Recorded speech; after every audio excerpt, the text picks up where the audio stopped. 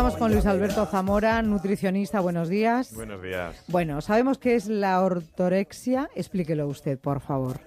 Pues fundamentalmente estamos hablando de la obsesión por comer sano o por lo que esta persona entiende como comer sano, que no tiene por qué ser lo mismo. Es decir, y ahora mismo creo que la ciencia de la nutrición, como bien dice un gran catedrático amigo mío, es donde más cuñados hay. Aquí todo el mundo sabe, menos yo. Entonces, cuando esta intención de cuidarte se convierte en una enfermedad, estamos hablando ya de ortorexia.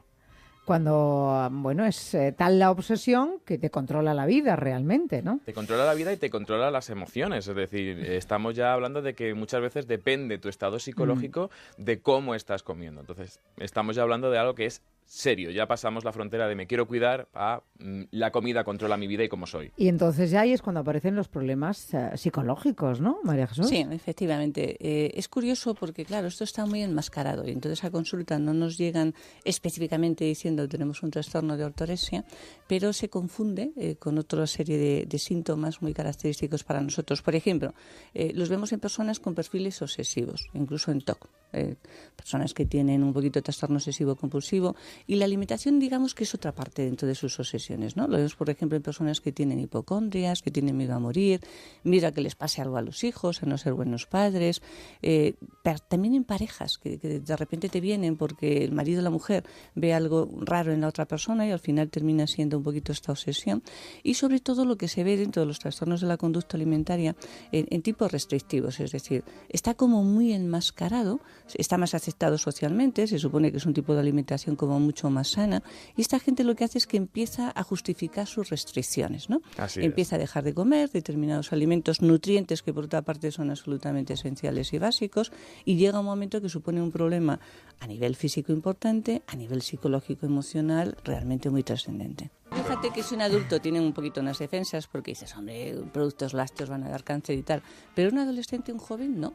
Y se lo cree literalmente. Entonces llevan a conductas cada vez más restrictivas, van eliminando más alimentos. Así es. Llega un momento que se convierte en una auténtica obsesión y entonces empiezan a mirar todas las etiquetas, a ver cuáles son los que pueden tener origen animal, y llega un instante que se convierte de verdad en algo muy patológico. Pero a lo mejor también es que tenemos un exceso de información en este tema, porque es verdad que yo creo que en los últimos años nos hemos obsesionado todos con la alimentación, ¿no? Con qué comemos. De hecho, se maneja un término que se llama infoxicación alimentaria. Sí, es decir, tenemos tanta cantidad de información de nutrición, no solamente la que somos capaces de encontrar nosotros, sino la que todo el mundo, y y además en estas fechas que hace calor, es uno de los temas principales de qué dieta estás siguiendo, qué te estás quitando. Entonces, tenemos tanta información que directamente no procesamos toda la información y al final cada uno hace lo que considera. No olvidemos que hay una cantidad de productos dietéticos, entre comillas, que se supone que están libres de determinados componentes,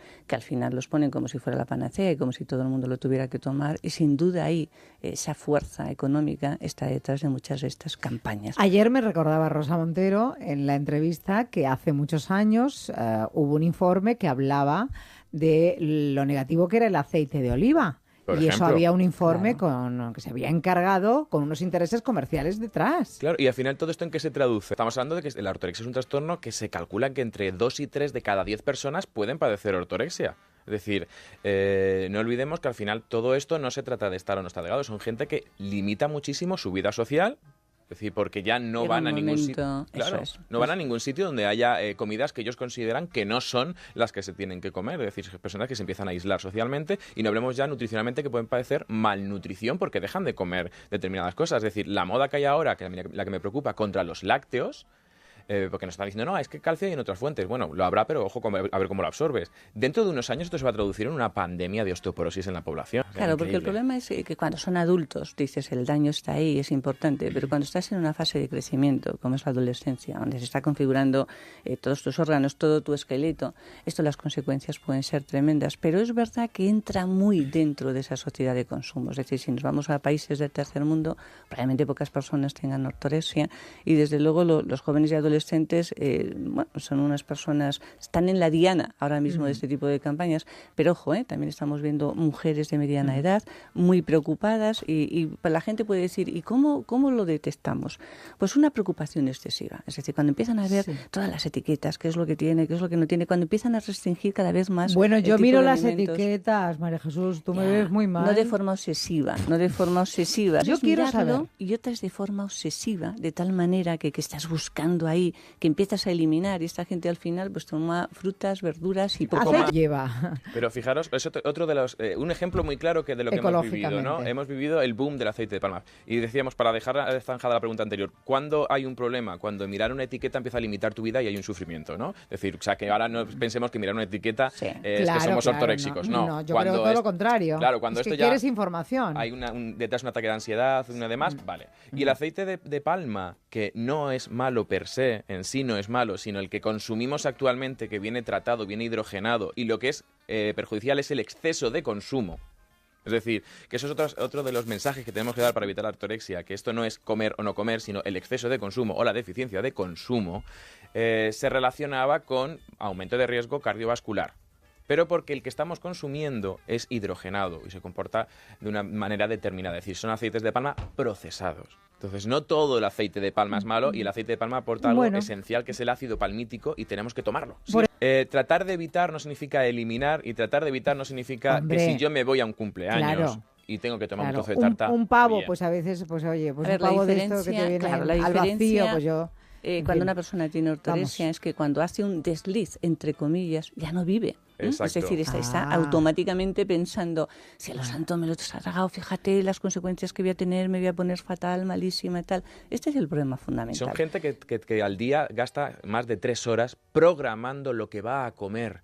Es decir, es una parte muy importante de su vida, y su bienestar psicológico, y corrobórame si me equivoco, se fundamenta en comer bien. En el momento que no comen bien según sus criterios propios, que no tienen por qué ser nutricionales, ya empieza el problema. Aquí ya hay una patología y ahí es cuando comienza el problema, no el que nos preocupemos de qué comemos. Yo lo hemos dicho aquí muchísimas veces, distintas. Nos preocupa mucho en este programa, desde luego.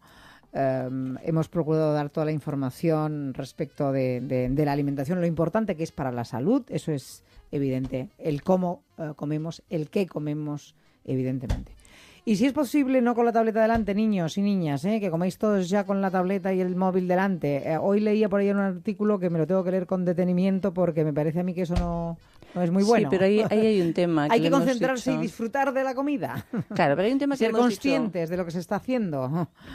Si los padres realmente son los primeros que están con la tablet o están con el móvil y los niños aprenden por modelado, no le puedes decir a un niño, oye, ¿qué es lo que estás haciendo? Y además está demostrado que distraernos mientras comemos el doble. Efectivamente, comemos mucho más. ¿Por qué? Porque la saciedad empieza por la vista. Buenos días, Isabel. Soy Ana, de Madrid. No sé si te acordarás que hace ya unos años me hiciste unas preguntas en el hospital clínico. Yo tengo anorexia. Yo quiero decir que la gente que tenemos estos problemas de alimentación, nacemos con ello.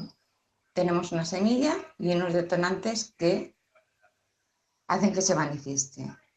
Toda esta propaganda, todas estas informaciones nos hacen muchísimo daño. Entonces, lo ideal sería que se pudiera frenar toda este boca a boca de cosas erróneas y de falsos mitos. Un saludo y muchas gracias. Isabel, sí, María Jesús. Me parece muy peligroso este WhatsApp, es decir, por lo que implica de alguna forma. No es verdad que se nazca con ello, podemos tener una cierta predisposición, es muchísimo, es todo lo que podemos hacer, y eso es como decir, no me puedo curar porque ya nací con esto y no depende de mí, de mi fuerza de voluntad. No es cierto. Todas las personas que lo tengan, que sepan, nos puede costar más, nos puede costar menos, pero es mucho lo que podemos hacer hoy en día. Suele ser un trabajo además multiprofesional, de varios profesionales especializados, pero no tiremos la toalla pensando esto no tiene solución. Lo peor de usted, Luis Alberto. Y mejor para concluir, estamos viviendo últimamente el intentar hacer de la nutrición una ciencia exacta, y no lo es. Es decir, como todas las ciencias médicas, la ciencia avanza, vamos descubriendo, vamos aprendiendo más y no hay una forma exacta de hacer las cosas. Entonces, este boca a boca siempre va a estar porque la nutrición, el comer, es tan íntimo de cada persona que todo el mundo nos encanta hablar de ello y nos encanta opinar y muchas veces nos expresamos a través de cómo comemos. Es decir, si tenemos alimentos especiales para celebrar ciertas cosas. Alejandro, y ya con esta llamada, adelante Alejandro, buenos días. Buenos días, Isabel. Quería, lo primero felicitarlos a ti y a María Jesús por esos premios. Gracias. Y comentaros un poquito mi caso. Yo también sufro algo de ortorexia, tengo 29 años y también paso muchísimo tiempo programando mis comidas, pensando lo que voy a comer, lo que es sano. Para mí el azúcar, por ejemplo, es veneno. Yo en mi casa nunca tenemos azúcar. Cuando mi madre compra un saquito, un paquete, la regaño porque pienso que es veneno, que me va a destruir, que va a hacerme daño.